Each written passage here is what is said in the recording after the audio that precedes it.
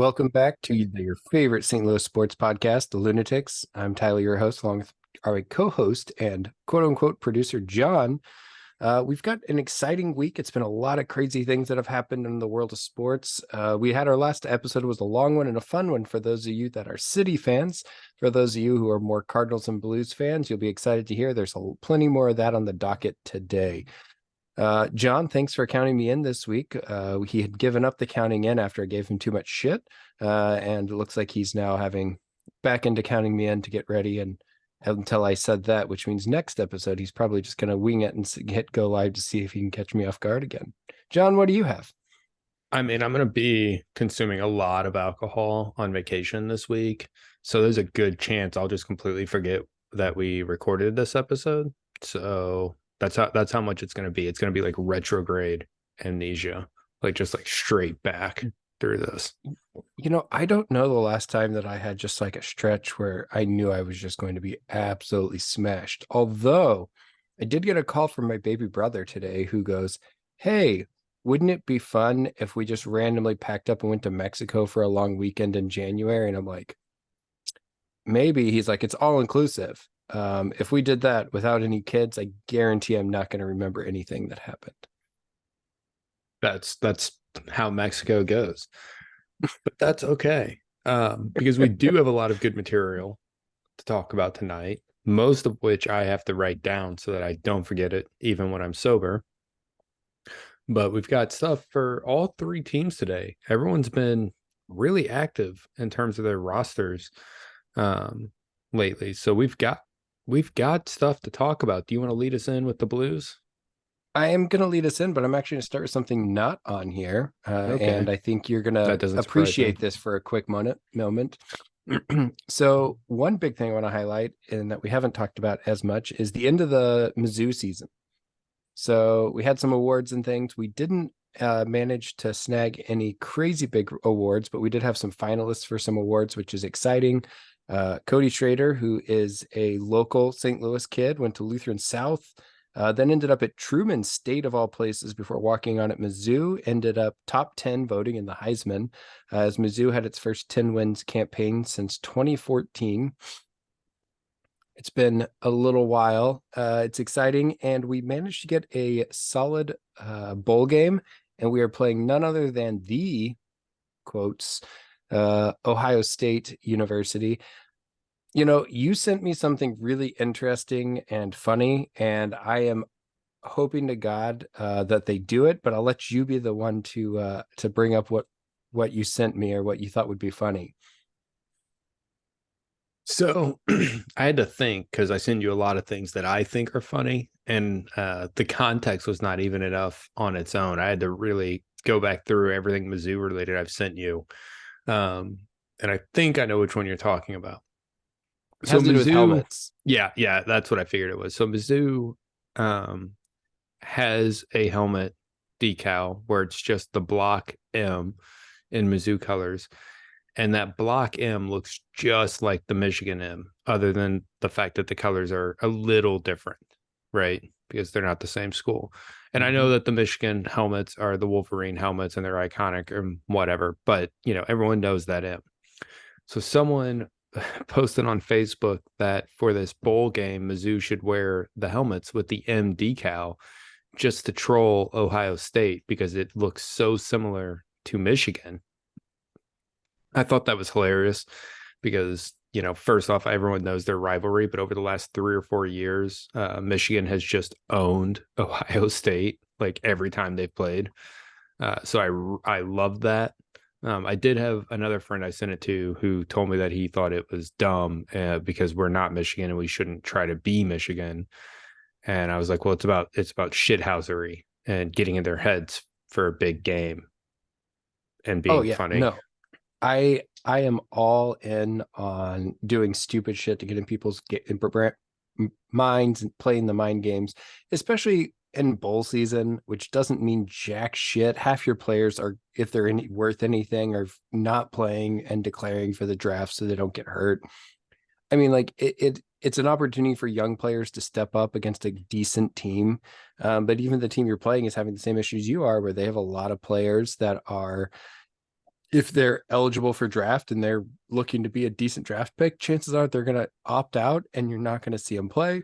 And so for me, I think it's a great opportunity to have some fun, poke the bear a little, if you will, with Ohio State. And again, more than anything, I hope we beat Ohio State, just because I enjoy talking crap on anyone and everyone who likes Ohio State, or as they like to say, the Ohio State.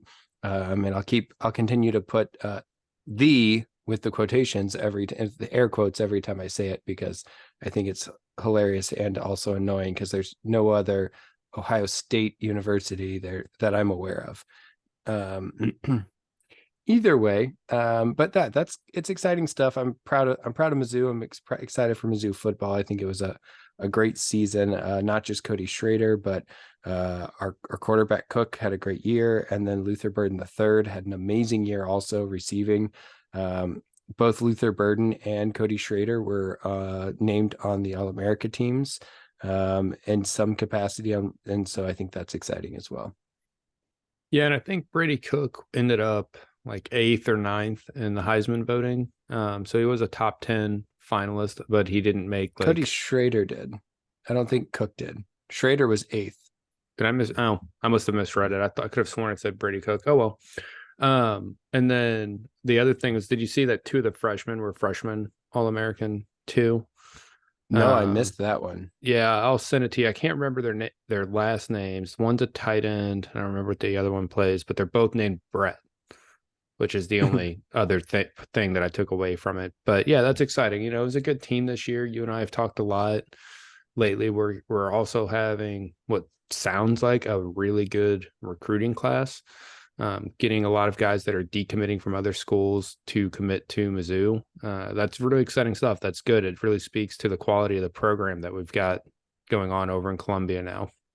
Yeah, not just that. I think Eli Drinkwitz has done a good job of turning this program back around, getting back to former good days from back when Pinkel was coaching, and getting a better reputation. Being in the SEC and being successful in the SEC is huge.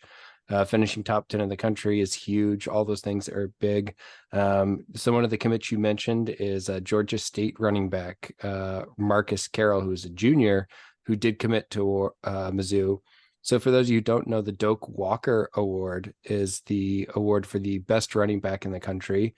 Cody Schrader, the guy that I mentioned at the beginning, our running back this last year, was a 6th-year player. This was his last year of eligibility.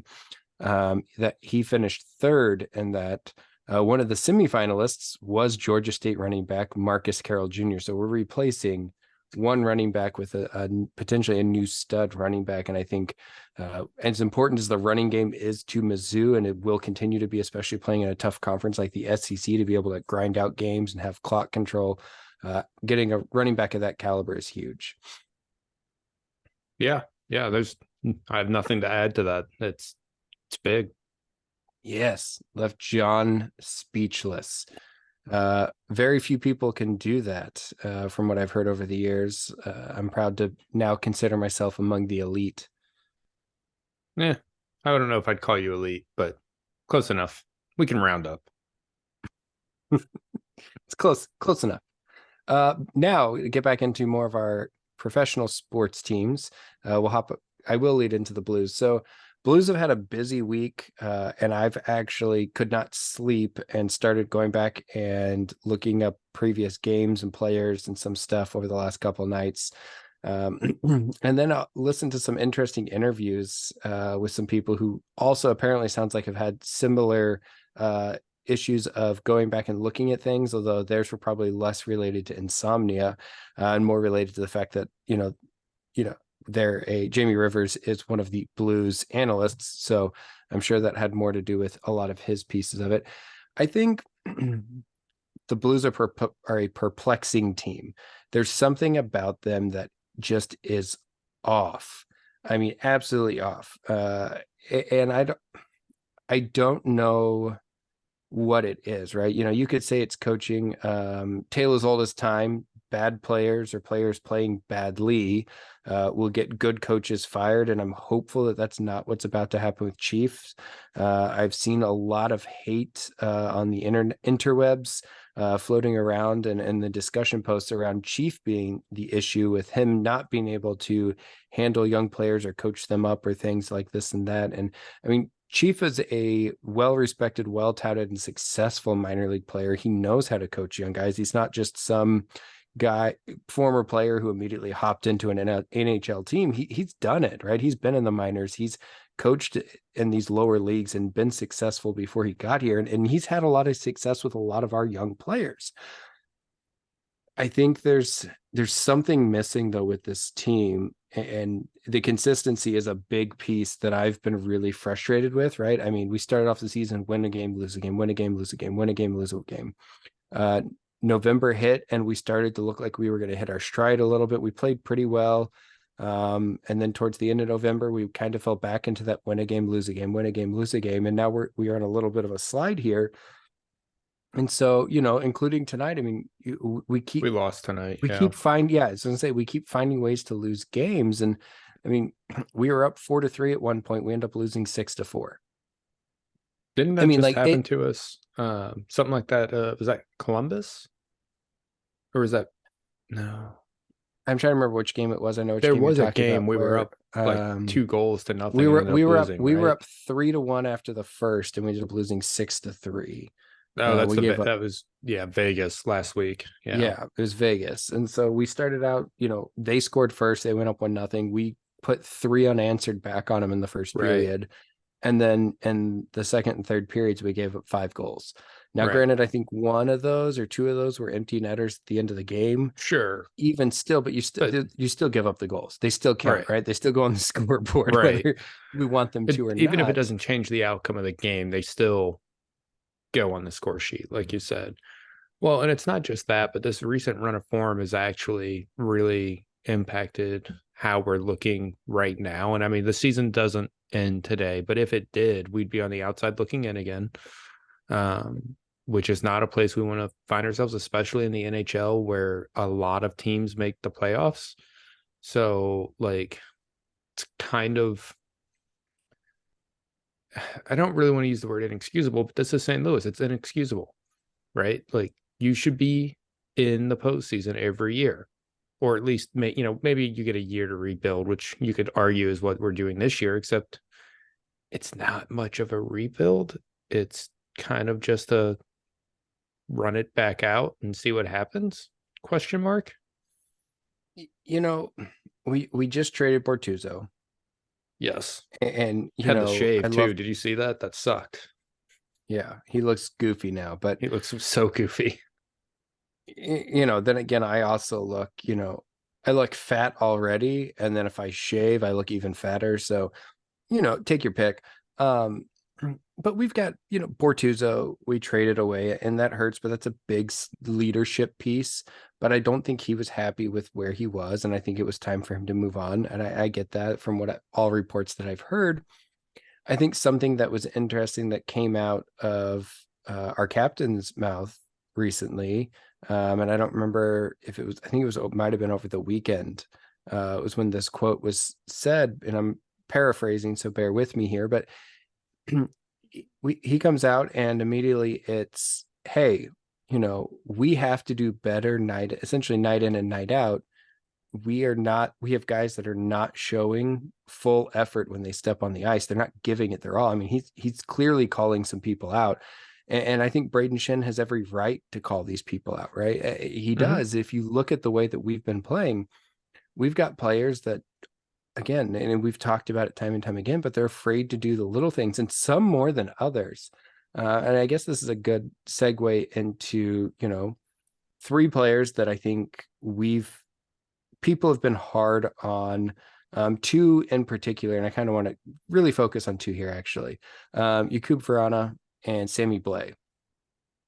And so I look at Sammy Blais as somebody who, going back, and I researched a lot of his numbers, was somebody who could score when he was coming up, got to the NHL, and then again, when he was playing with the Blues, turned into the guy that on that third, fourth line that was going to run around and put somebody through the wall every time he was on the ice, right? He had that scoring potential, but it wasn't his focus. Went to the Rangers, didn't work out, came back to us. He came back and started putting the puck in the net at the end of last year, right? And everyone's like, wow, this is great. He's going to be an offensive weapon for us. The end of last year was very much a carefree, just go have fun for a lot of these guys at that point, right? We weren't making the playoffs. There's no pressure. There's, hey, we're here to play hockey. And I think it allowed a lot of these guys to cut loose and enjoy things. Sammy Blais played incredible. Don't get me wrong. But a lot of that offense, I think, came from a feeling of freedom and ability to just kind of skate around and just have fun again. And he still comes in, and if you watch him on the ice still right now, he's still doing the little things, right? He's getting into the boards. He's still not afraid to hit people. Is he scoring a lot of goals? No, but I think they'll come. Vrana is somebody that, again, was going to be placed on waivers yesterday. Then he wasn't actually placed on waivers. So it sounded like they were maybe working out a trade with someone. And then it looks like the trade probably fell through as he was then placed on waivers today, this afternoon. And I've talked about Vrana a lot on this podcast in the preseason leading up to it. I thought he was somebody we were going to be able to count on that third, fourth line as the goal scorer down there, as somebody who could feast on other teams' lower lines, lower defensive pairings potentially, and really help be a source of offense for us. He has been anything but. I mean, he scored, I think, 5 goals this year, I think, and 2 of those came in one game. My issue with Vrana is, to me, he's a poor man's Jordan Kyrou, right? He's good. He's going to score goals, and that's his value. But when he's not scoring goals, he doesn't have much value, and he doesn't create as much offense, and he doesn't have some of the same skill sets that Kyrou does that helps Kyrou offset some of the things and, earn big contracts. And don't get me wrong, I'm not letting Kyrou off the hook here by any stretch of the imagination, but I think we're 28 games in, is that right? 29 after tonight. As of I thought today night was 28, but yeah, you're right. Either on way, where we're 28 at. or 29. And last I checked, and I've been in and out with some stuff tonight, so I didn't keep as close a track of the game. So I don't know if Kyrou had any goal contributions tonight, but prior to tonight, he had 17 goal contributions. He had 5 goals, 12 assists, I believe. And so, I mean, he's contributing to the score sheet. Right. But he's not getting goals, but he does have tons of fast breaks. And so if those fast breaks continue, you would hope to see the goal number increase for him.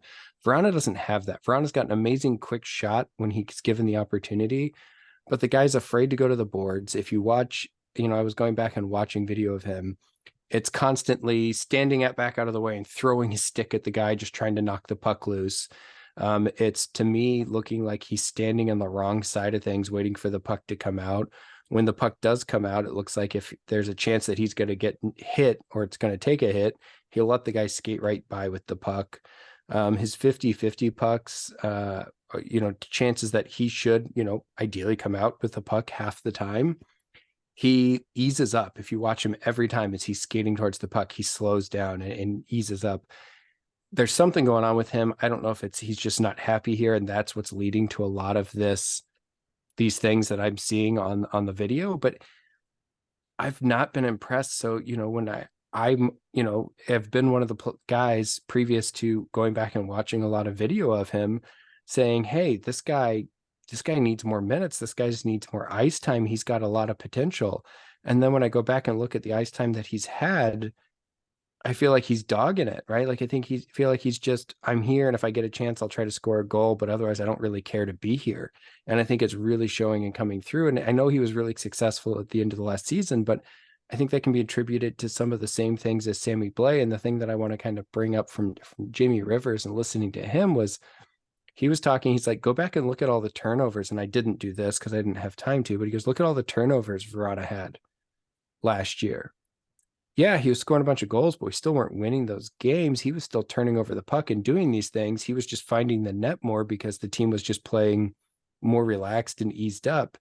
And so I understand why they're waiving him. I would have loved to have traded him, but I just don't see it. But I think he's kind of a concoction of, everything that's going on with the Blues. And now maybe not every game, but there's a lot of players who, or the team as a whole, where it's like, okay, we're playing against this team. We're going to give it our all out of nowhere. And all of a sudden you look like a completely different team.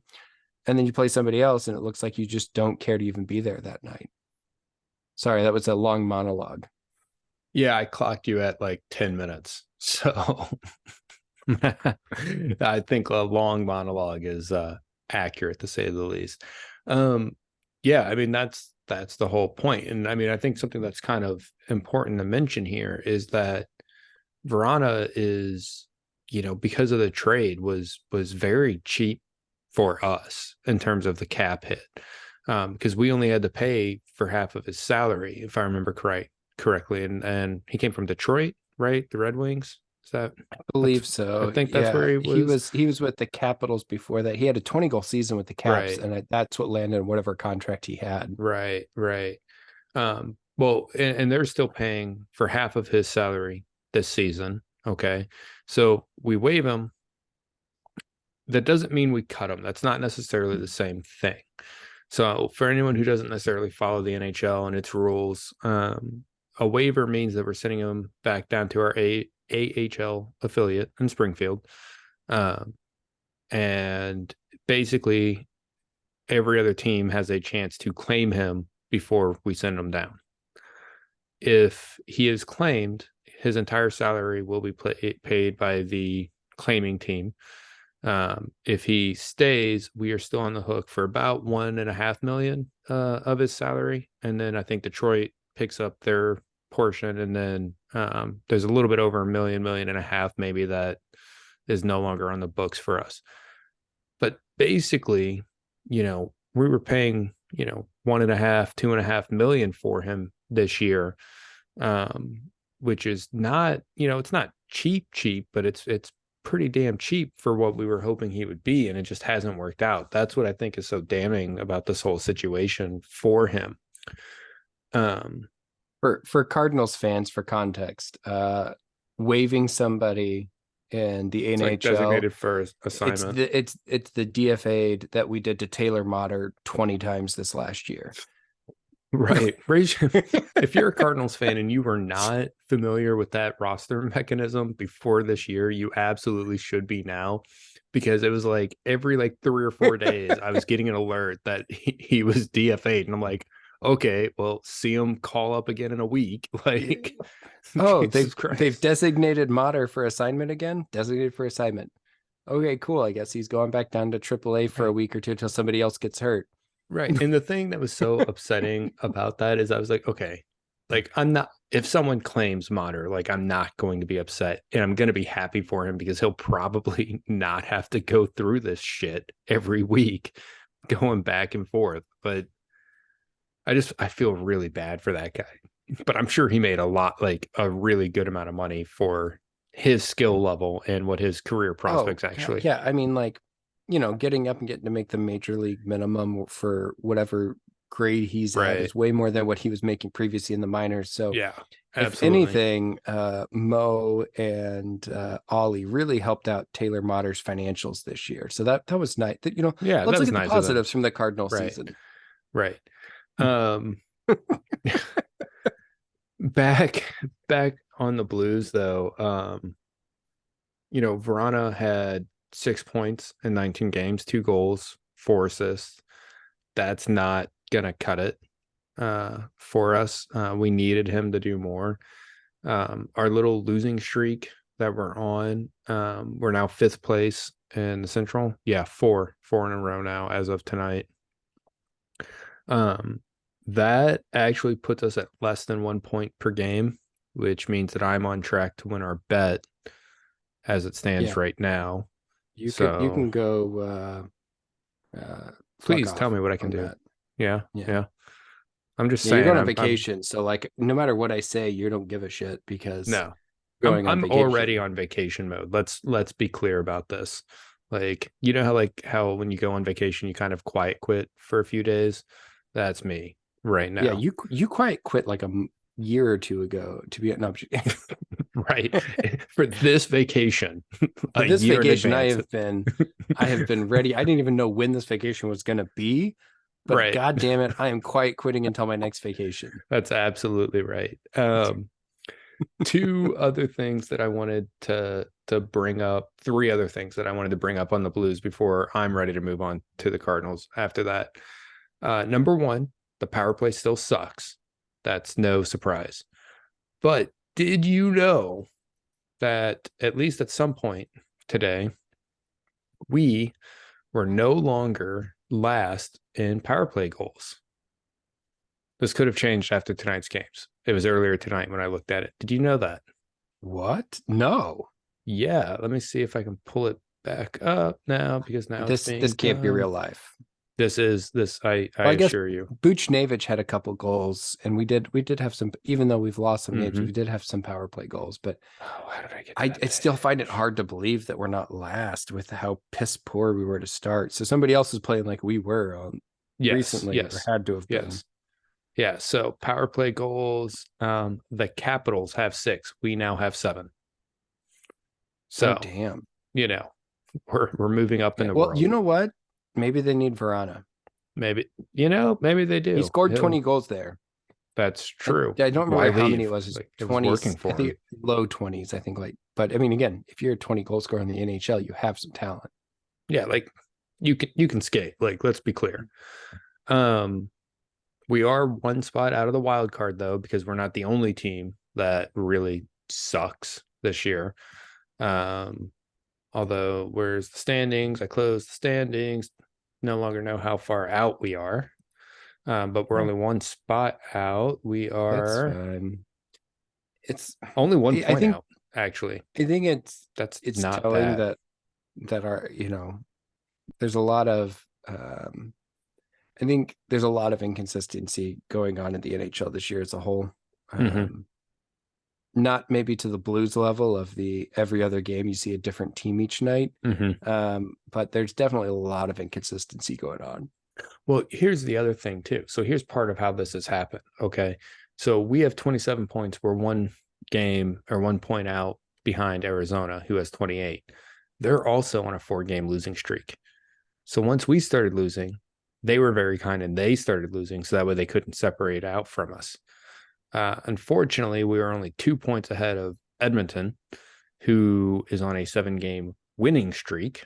So they are really feeling it right now. Edmonton's been a playoff caliber team, borderline playoff caliber team the last few years. They've got some good players over there. And so that doesn't surprise me, but it also makes these streaks like that we're on right now with losing when we had that 4th spot locked up for a little bit, hurt even more because it's that much harder to stay ahead of these teams. Oh yeah. Yeah. And I mean, you're over a long season, you expect these types of streaks to occur for both. The point is to try to, limit the losing streaks, get it back on track, and, try to capitalize when you're in the zone. The last thing that I wanted to say though was, and I don't know if you saw this, but there were this weekend 2 players under the age of 22 that were leading their team in goals. Do you know who they were? Jake Neighbors is one. The other one is what's his name for Bedard for Chicago, right? Yeah, right. God's gift to hockey. So yeah, apparently his mom's hot and is looking to hook up with guys. So any of you guys that are into hockey moms, Bedard's mom apparently is also into people. It's another hockey moms.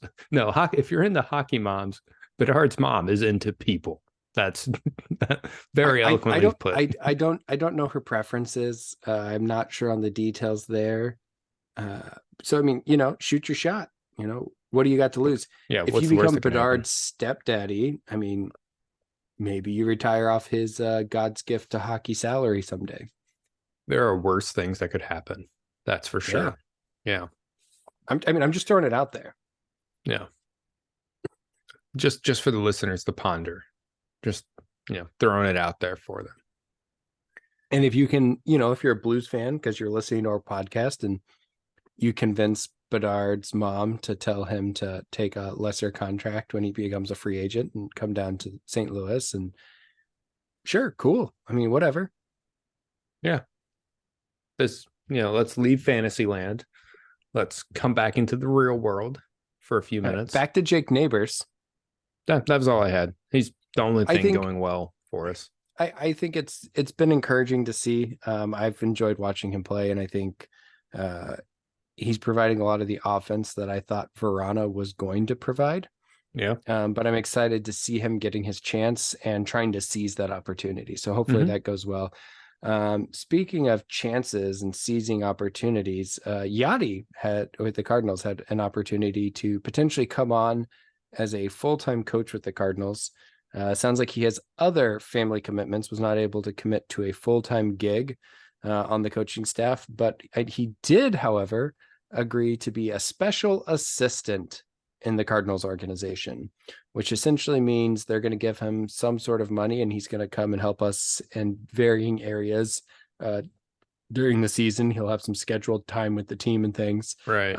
I think it's interesting. They signed him up as a special assistant to Mo.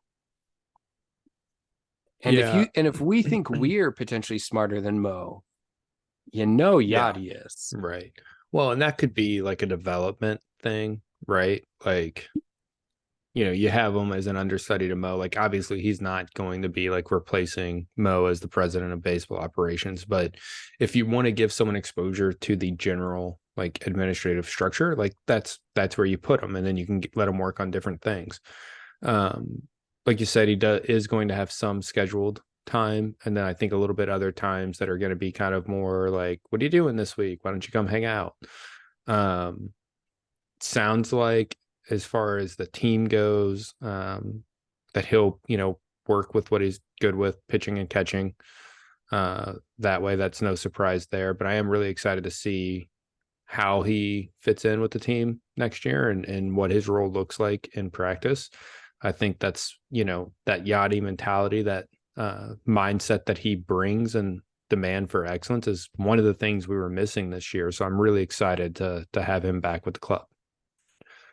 I agree. I think initially that wasn't sure where he was going to wind up. And I think in this role, I think there's less pressure on Ollie that Yadi's right there in the dugout to take his job. Right. And I'm not saying that that's not what's going to happen because, don't get me wrong. I'm not saying that Yadi won't be the manager of the Cardinals someday, because if Yadi were to be the manager of the Cardinals and were to fully commit to that, he would do a kick-ass job. But you also don't want your team to suffer because the manager's looking over his shoulder at this guy in the dugout that they think potentially that was brought in to replace him. Right. Which, especially for Ali, like anytime there were calls for Schilt or even I think Matheny to leave before Schilt, like it was always Ali that everyone thought was going to be, promoted. Right. I wanted them to go hire Skip as the manager forever. Right. But that was before even Skip was within the organization again. Right. Well, no, I wanted them to poach him from the Padres. He was the bench coach out of the Padres at the time. Right. So a lot of people were screaming for Ollie, but you're right. A lot of people in St. Louis were like, we want Ollie. Right. I was screaming, I want Skip. We ended up getting Skip, right? But and then we lost also him as a bench coach. And then now he's managing the Marlins. So yeah. Right. But for an internal hire, which is what we historically have done, like Ollie was kind of thought to be that guy. So I think he's also a little bit sensitive to that because I think he kind of, that's basically the path that he took to get there. But no, I'm glad that Yadi's coming back. I'm very excited about it. The other big news in baseball that I wanted to talk about tonight, though, is not specifically Cardinals related, but I think it does impact the Cardinals and kind of our outlook for the remainder of the decade. So for those of you who are one of the best fans in baseball, as we like to say, you may have heard that there is a big player signed to the Dodgers. Shohei Ohtani. So Tyler, Who's that? why you want to know why he's a big deal? I mean, like, it's because he brings over a solid following from Japan, so increases your international market value. Is that why he's so important?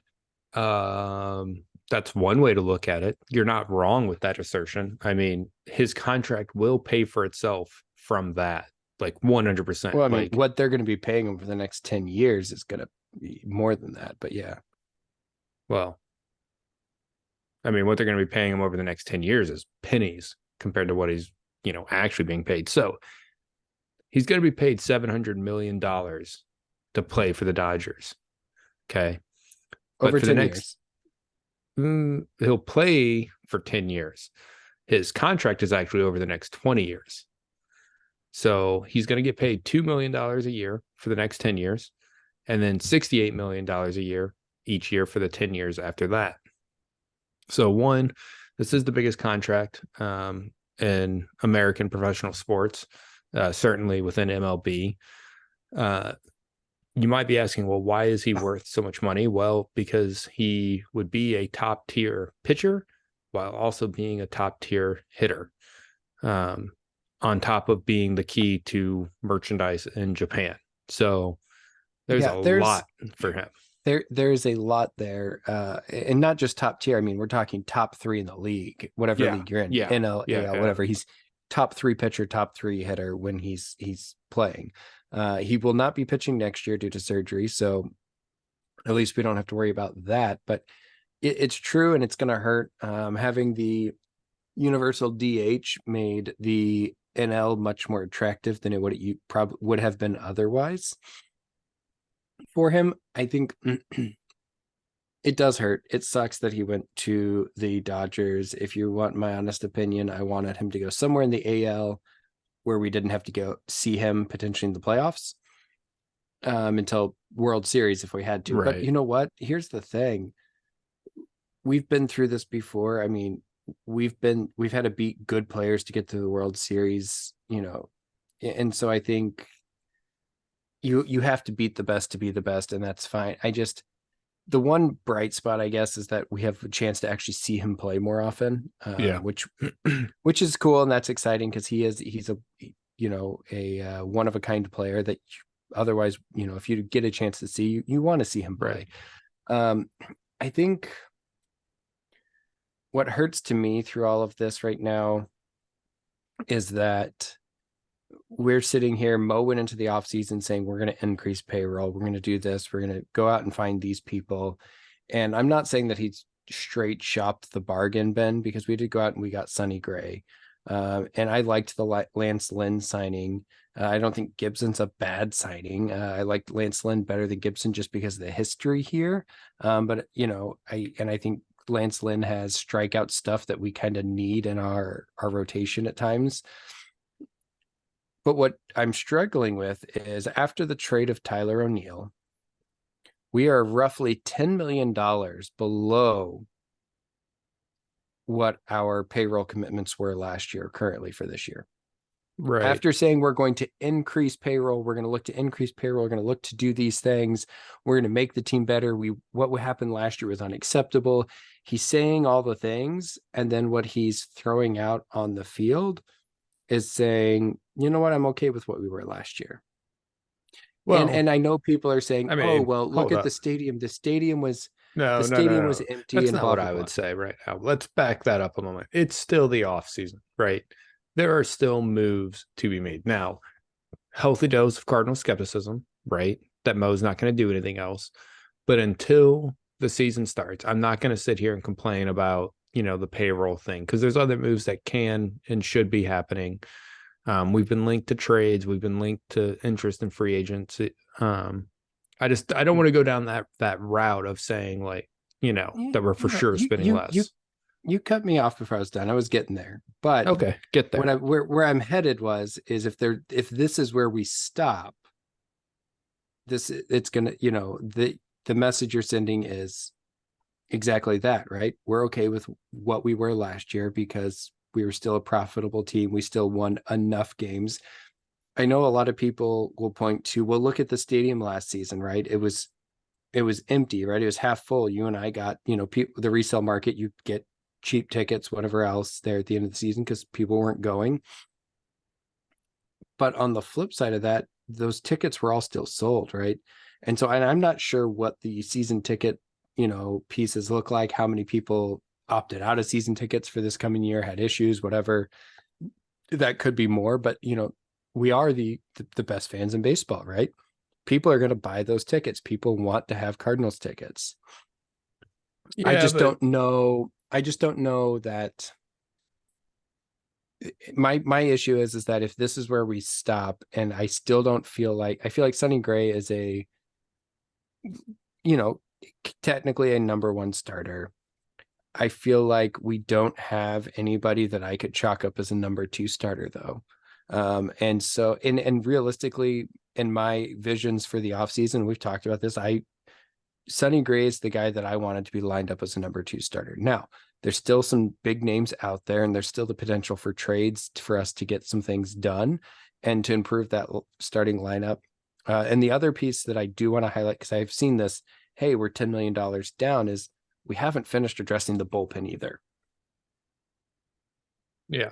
So I think that's important to call out. I think, a lot, and I think the bullpen is easier to fix or to find arms for than necessarily the starting rotation. The starting rotation, that's probably a multi-year plan to fix just because of the market and, the teams that we're competing against that are also in the market. That being said, it is a start. And, kind of what led us down this path to talk about all this, the Dodgers signing Ohtani to such a favorable deal, like that was all driven by him as the player. And I think that's important to call out too.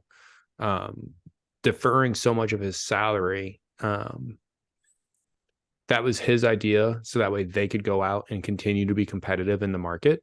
That really hurts our chances to sign some other players this year, next year, the year after that, et cetera.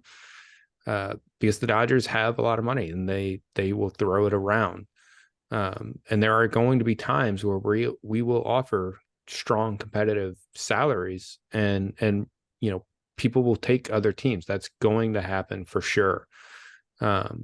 And so it does really suck that this contract that he signed is so favorable to the team. I do think that this means that that Yamamoto is 100% going to the Dodgers. There is no doubt in my mind that he is going to the Dodgers, who still need more pitching, especially if Ohtani can't pitch next year because of Tommy John, which he can't. Like we know that he can't pitch next year, at least not till the very end. I think we are done in the free agent starting pitching market. We can maybe get some relievers. The O'Neill trade that you referenced earlier. So we did get a couple of relievers back for that. I think we've got probably one or two more trades that we can get some relievers in. So yeah, we'll just kind of have to see how it plays out. So I think it's, something else to think about or kind of highlight is that one of the guys that I really wanted is still out there as a free agent. And I don't think he signs until Yamamoto signs. But Monty's still available. And I know Monty's going to command a big contract.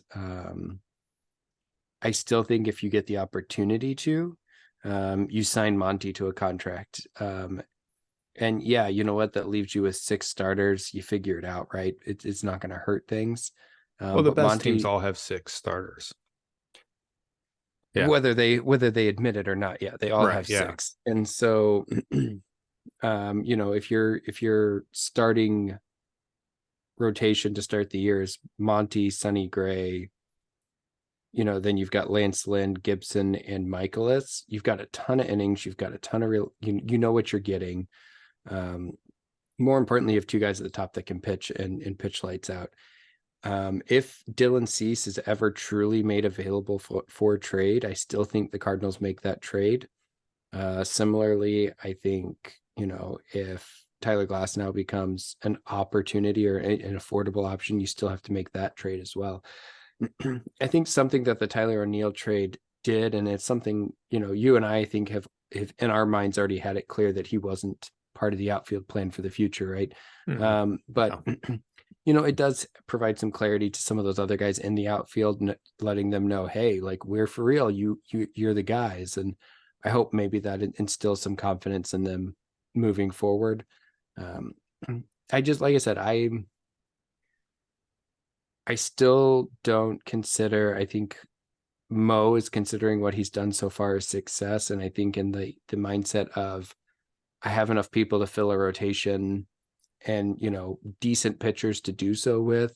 I think there's a lot of, in the interviews at least, right, he's trying to drive that optimism to fans and to the club that, yeah, we've done a good bit here by getting these pitchers. And I'm not saying we didn't do well to do that. I don't think we've done enough yet to truly be considered in contention for anything. Yeah. I still, as it stands, I think I don't know that we'd even be the favorites for the division right now still. Here's another one that would make me feel better. Another signing that would make me feel better about what we're doing is signing Brandon Woodruff. I know you're talking about it being a multi-year process, right?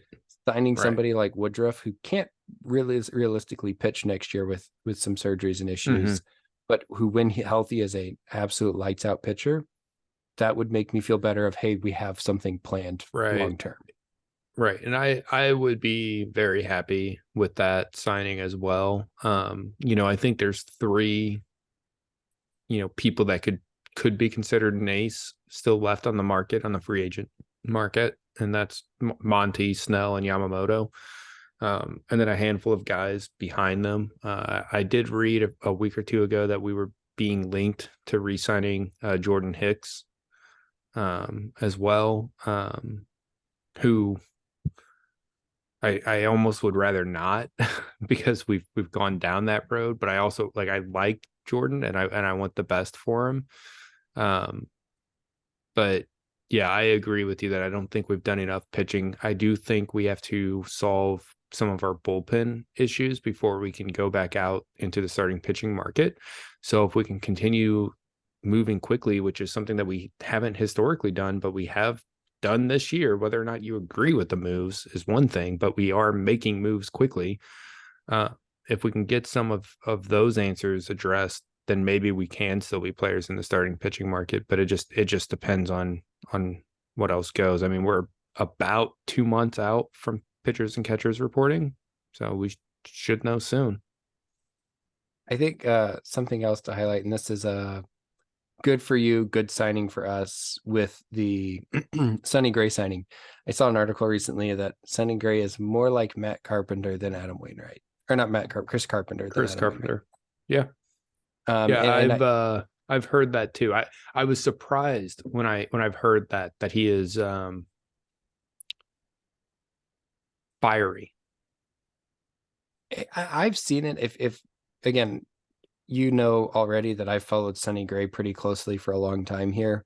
I mean, going back to his early years with Oakland, I still want to check that one off on how the hell did you remember that? When I recited everywhere he had been in his career, but that was the most shocking sports statistic I think I've ever heard in my life, that you knew someone's whole career who hadn't even played for us. Yeah. That blew me away. Yeah. I'm a sports fan, man, as a whole, but I follow things closely enough. But Sonny Gray, he's had that little bit of a fiery attitude. He's wanted to win. When he was with the A's, they were on the cusp of being, and that still in that, hey, we're trying to get a wild card or sneak into the playoffs.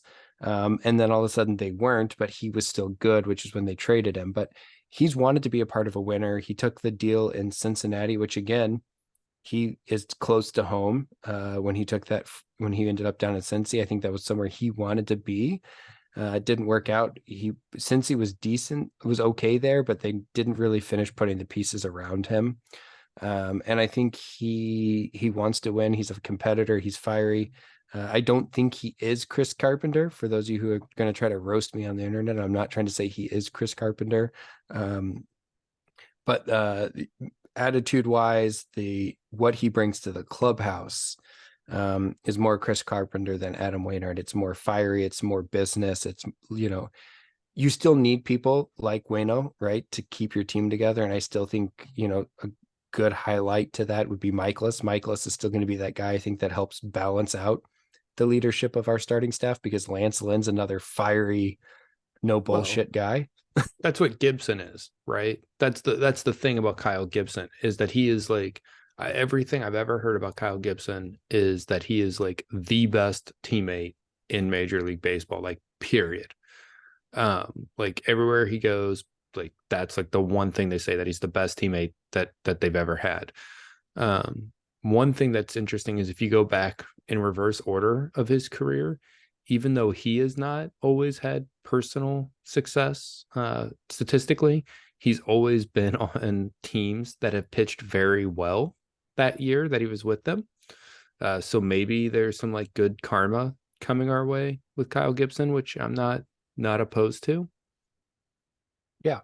And I think, I think having Yadi involved is only going to help them potentially be more successful. I think that's going to help as well. But I'm excited to see, if what other moves are made and how we finish filling out this team bullpen wise or otherwise. And I'm shocked that there has not been a big trade for the Cardinals yet. Yeah. In some capacity, right? Tyler O'Neill, I don't count as a big trade. We all knew that was coming.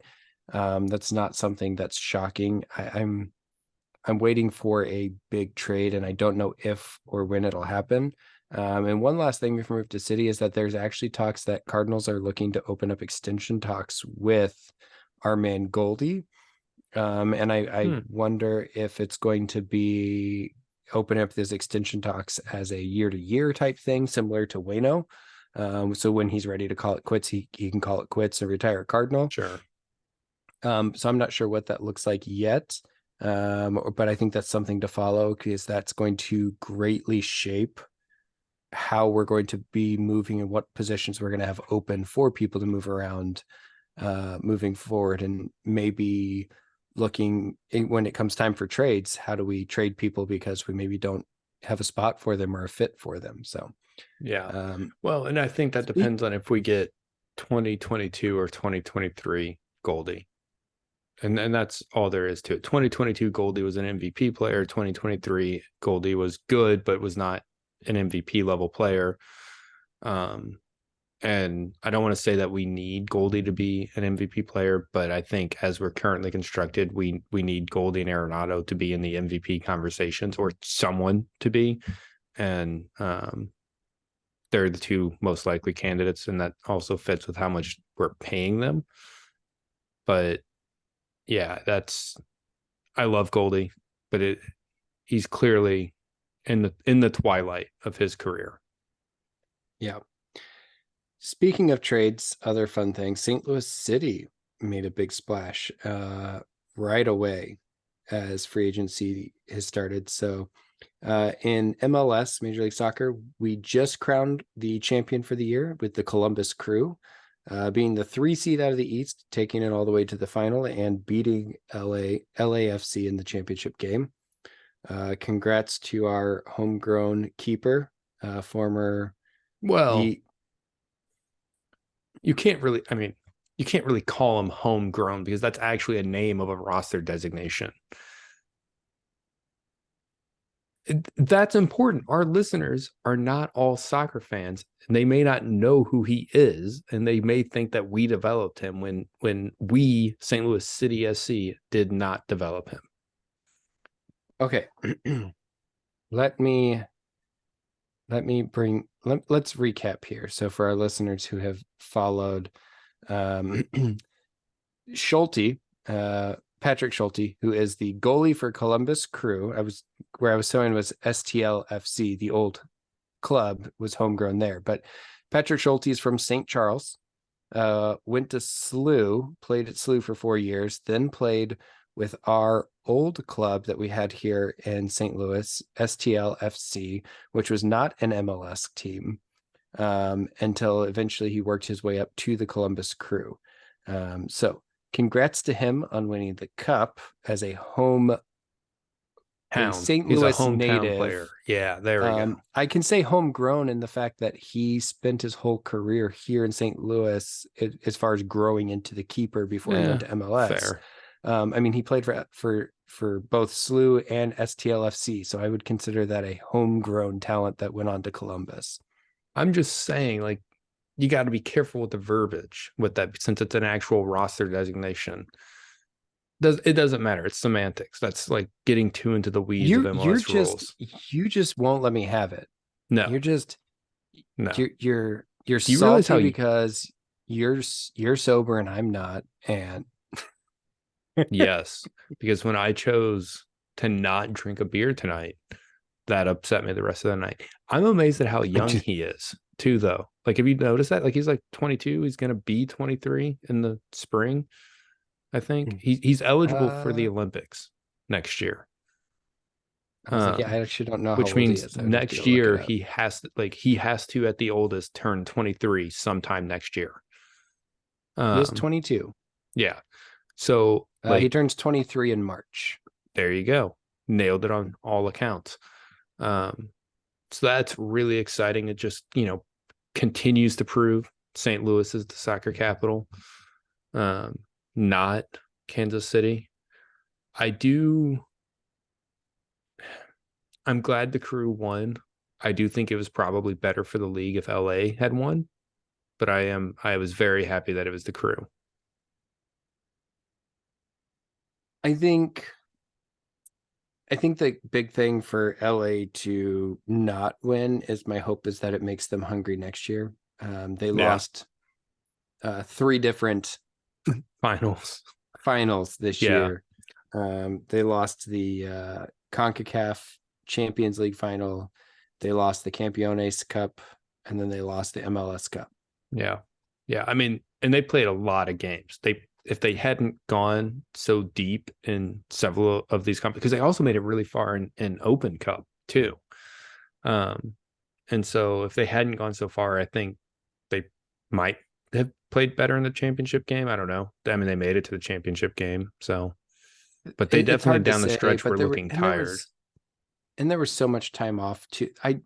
That's one of my too. biggest complaints with the MLS playoffs is how much time off there was between that first round and then the rest of the playoffs. And, I think as much as I don't like Sporting Kansas, I think that was really hard for them as a team that was on a hot streak running right into the playoffs, kept it going at the beginning, and then all of a sudden had to take several weeks off. I think that really hurt them. Yeah, I agree. And MLS can't seem to figure the correct playoff structure out.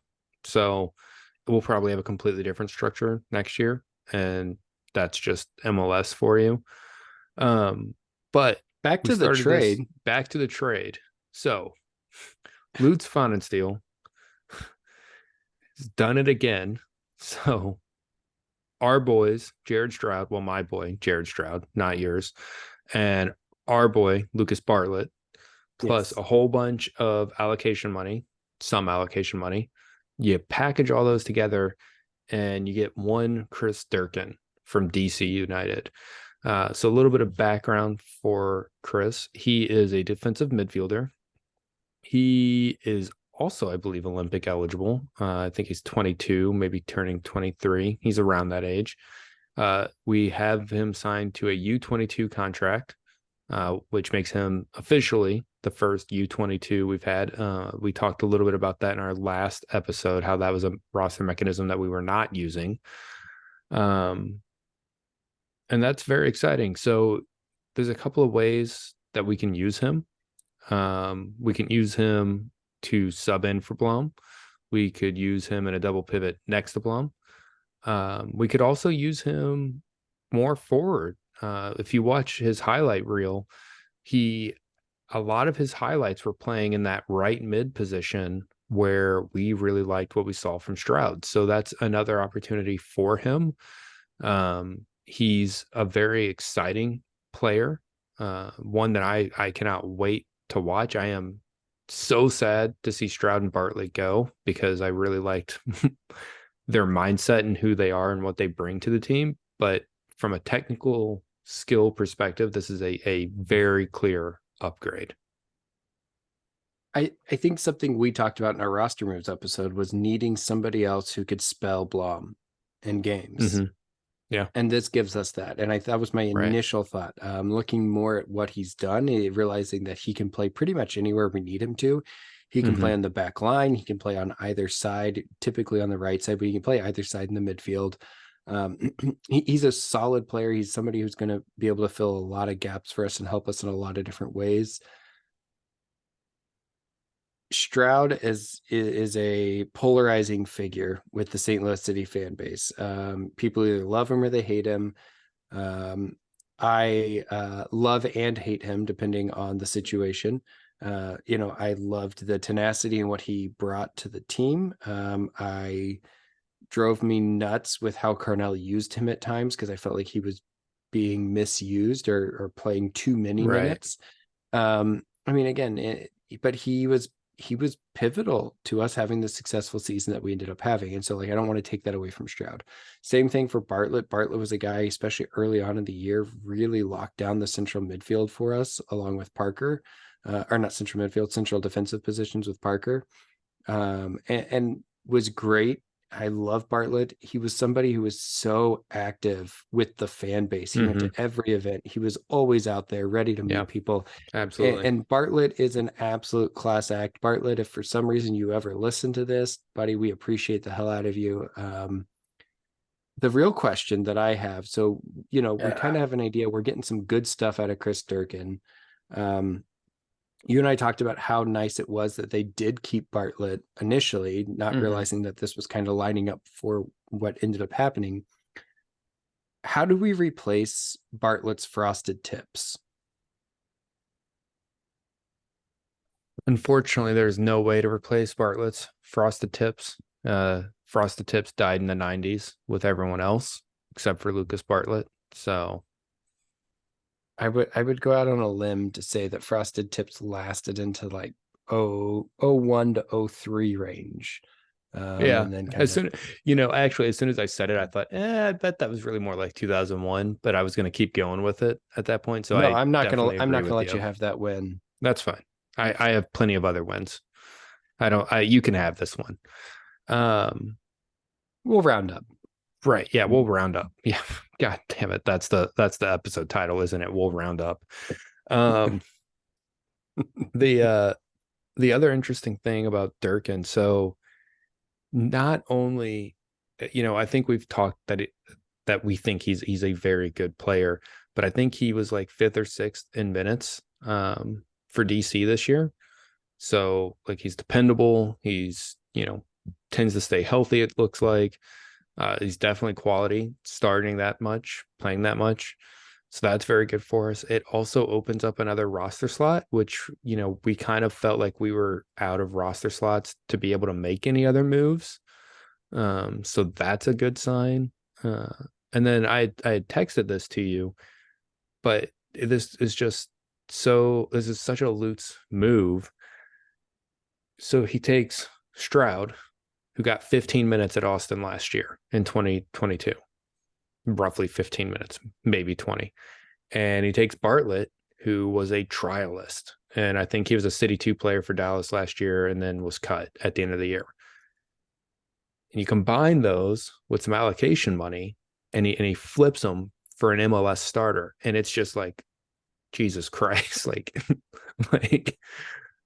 they're gonna stop accepting his calls eventually, right? But we've said the same thing about Army for how long with the Blues. That's true. And maybe not so much in the last couple of years, but I mean, how many times has Army fleeced people? And I mean, I hate to give Mosaic any credit ever, but I mean, the fact that people are still having trades with Mosaic after what happened with the Rockies. Yeah. That is like the most one-sided trade that has ever occurred in the history of sports. And honestly, the Goldie trade too, which was year before that? Yeah, the Goldie trade was very favorable for us. It was I 1 or think it 2 was years before two. I that think it trade. was But two. either I think way, it was two. so you look at those two trades, like the Goldie trade, Arizona literally had nobody left on their roster from that trade. And then he calls up Colorado and goes, "Hey, we could be good trade partners for your star player that's a little unhappy or disgruntled." But we're only going to do it if you pay us. like, like So I mean, like the problem, and I think this is something that happens with GMs as a whole, right? They always think they're the smartest guy in the room. Sure. But when your GM actually is, it tends to pay off for you. And I think Yeah. Lutz actually is. He's been around long enough. He gets it.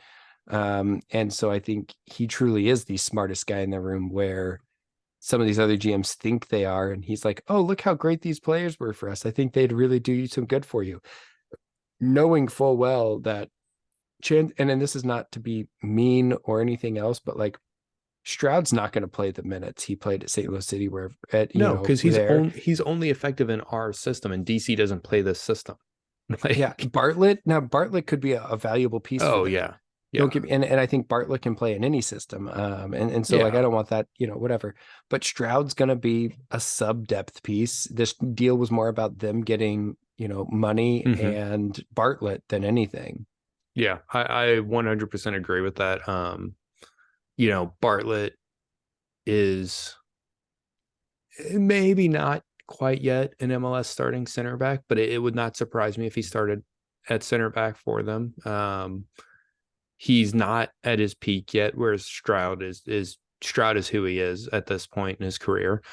But yeah, I agree with you. This is about getting good center back depth, which is rare in MLS, and getting some allocation money from DC's perspective.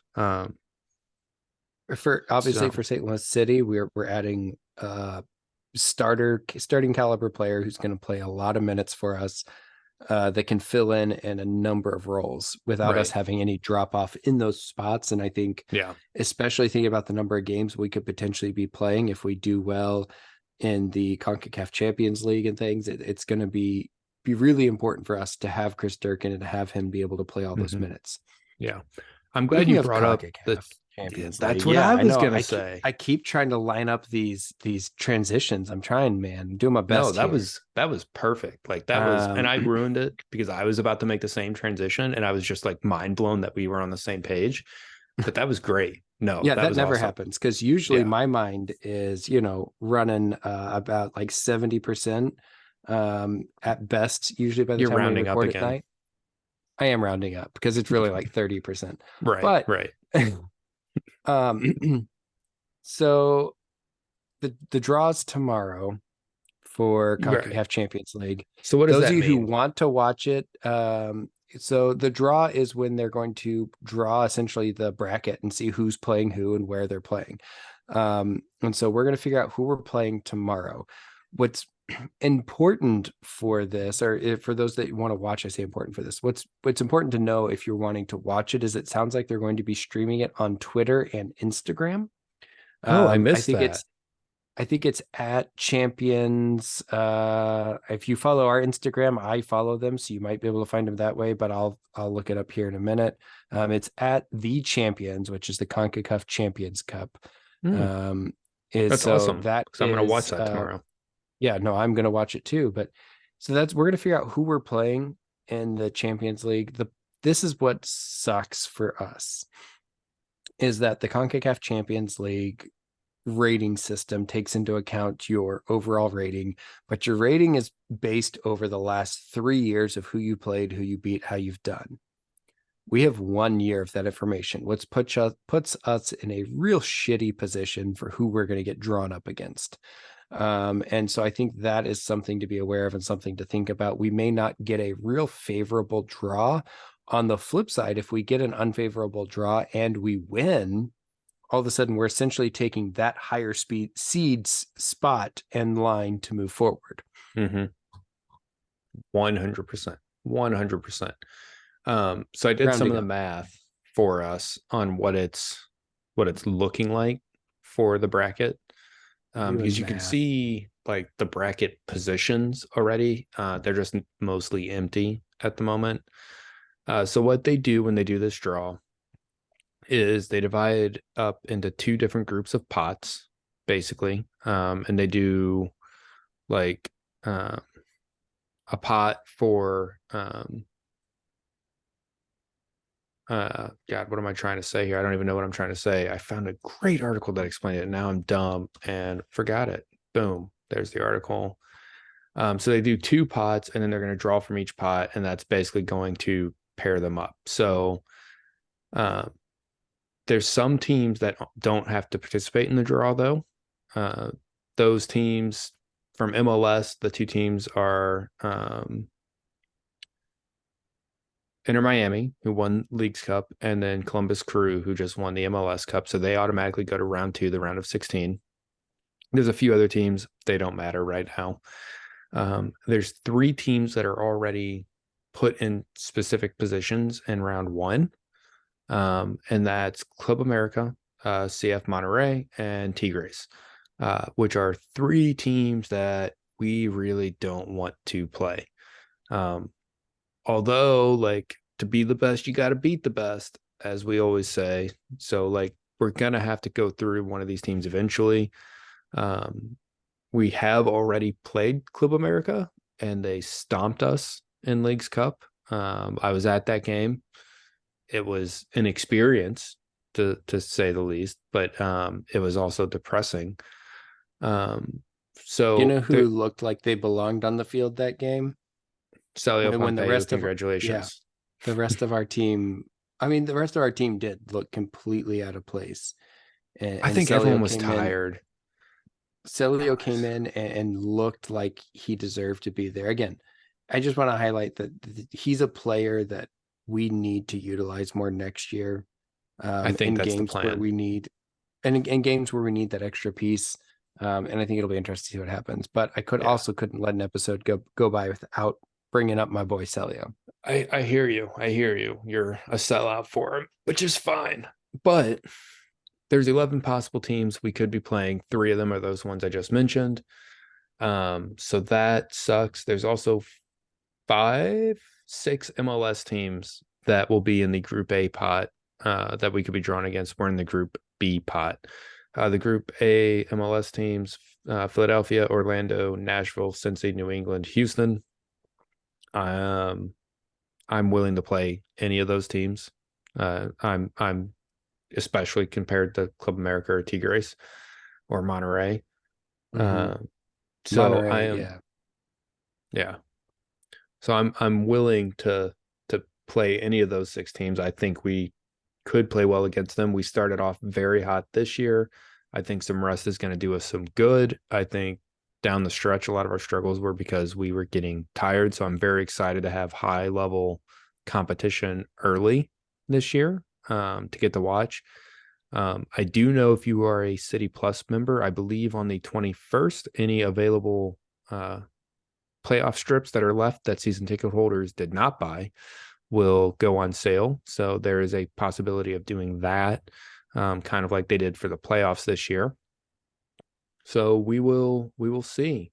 It's going to be exciting stuff. Hopefully we get to see more games than we did in the playoffs. But if not, hopefully I'll get to be there anyway.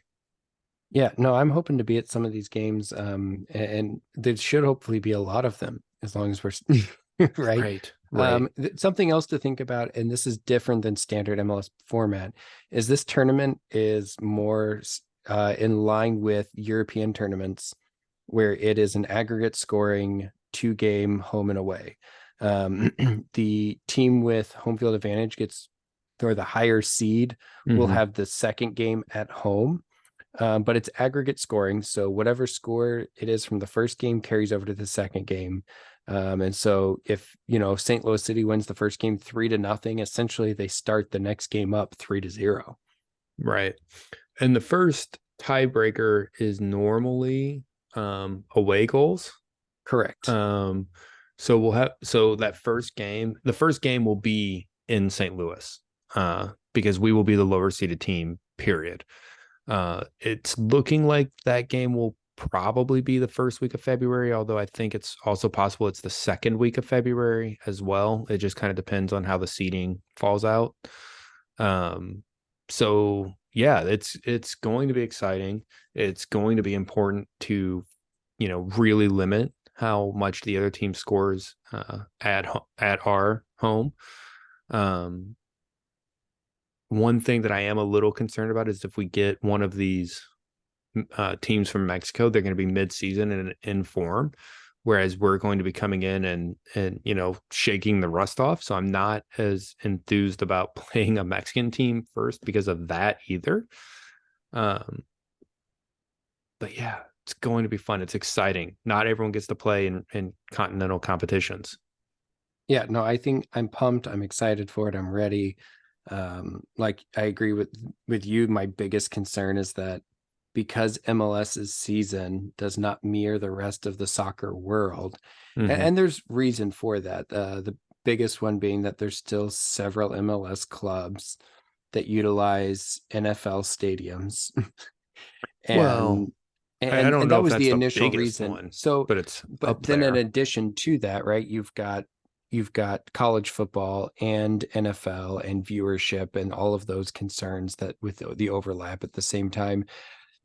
There was a lot of things that went into them deciding when the season would take place back when they created the MLS, and MLS Right. came about because of the 1994 USA hosting the 94 World Cup. Right. That was a part of the requirements for us to host the World Cup, was that USA needed to develop Have a a top tier professional league. league. Yeah.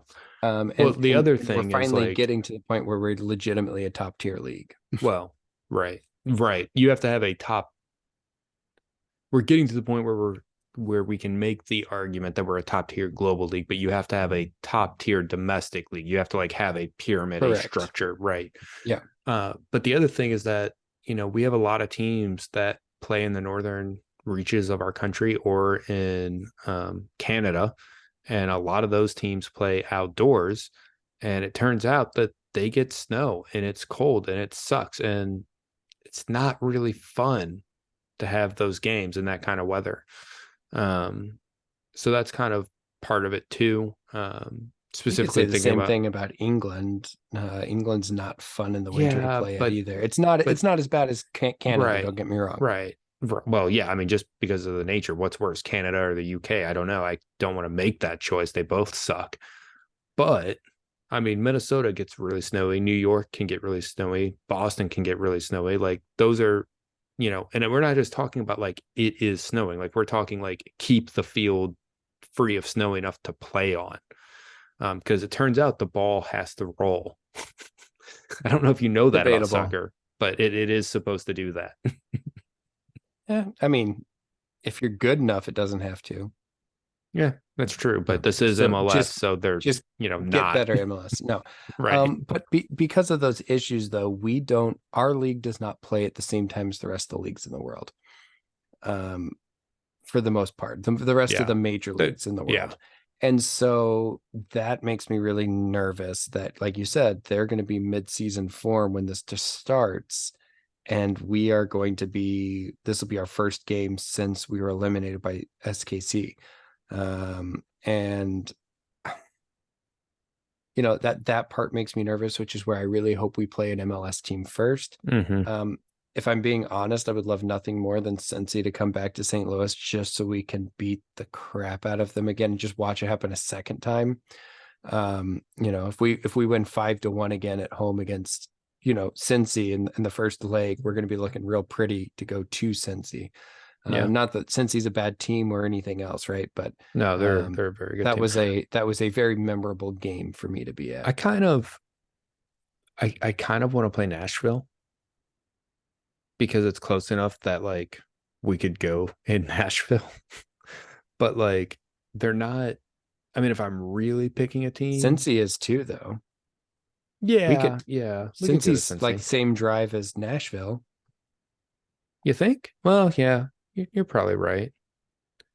I only know because Dink used to make that drive from school all the time. That's a good point.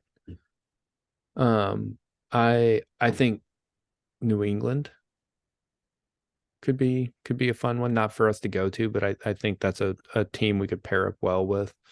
Houston, I think we Um, pair up really well with. yeah, I don't want to play Philly of those 5 or 6 teams, I don't want to play Philadelphia. I know that. Otherwise, I'm I think the rest of fine. them, I think we pair up well. But if I had to Yeah. choose between Philly or a Mexican team that's in form, I'm taking Philly. Yeah. Well, yeah, that's not even a converse. That's So not even a I think question. what's important here is that to know that, if we get a rough draw, we know why, right? It's a 3-year rolling score that they keep. If we keep being successful, our score's going to go up, and if we keep qualifying, we're gonna get better draws. So I mean, there's not a whole lot more right now. I mean, to look at or to cover. I think we touched on a lot of things.